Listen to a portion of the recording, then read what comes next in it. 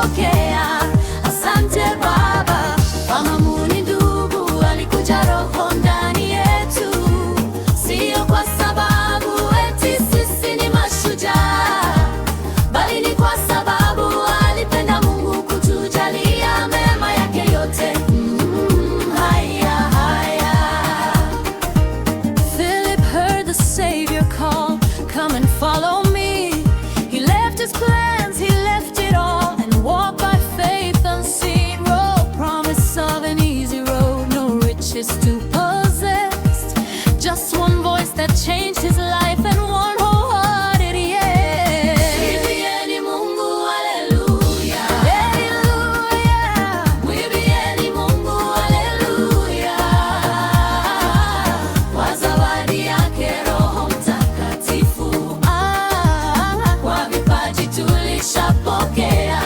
Asante Baba. Fahamu ni ndugu, alikuja Roho ndani yetu, sio kwa sababu eti sisi ni mashujaa, bali ni kwa sababu alipenda Mungu kutujalia mema yake yote.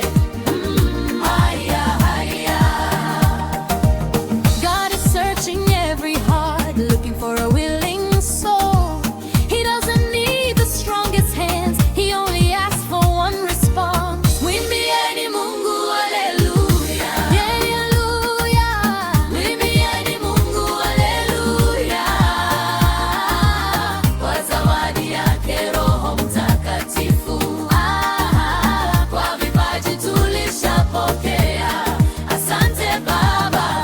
Fahamu ni ndugu, alikuja Roho ndani yetu, sio kwa sababu eti sisi ni mashujaa, bali ni kwa sababu alipenda Mungu kutujalia mema yake yote. Simply yes, Lord, here I am. Take my heart into your hands. Like Philip, I will follow you. Faithful, humble, brave, and true. Simply yes, wherever you lead. Plant your Spirit's living seed. The Holy Spirit still transforms ordinary lives for added form. Mwimbieni Mungu haleluya, haleluya. Mwimbieni Mungu haleluya, kwa zawadi yake Roho Mtakatifu, kwa vipaji tulishapokea. Asante Baba.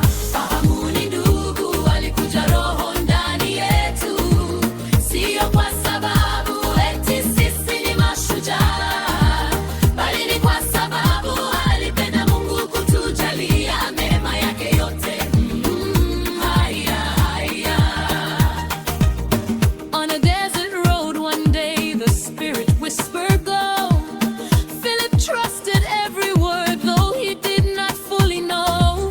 One encounter changed the life, the gospel reached new lands. Heaven moves when someone says, "Lord, I trust your plan."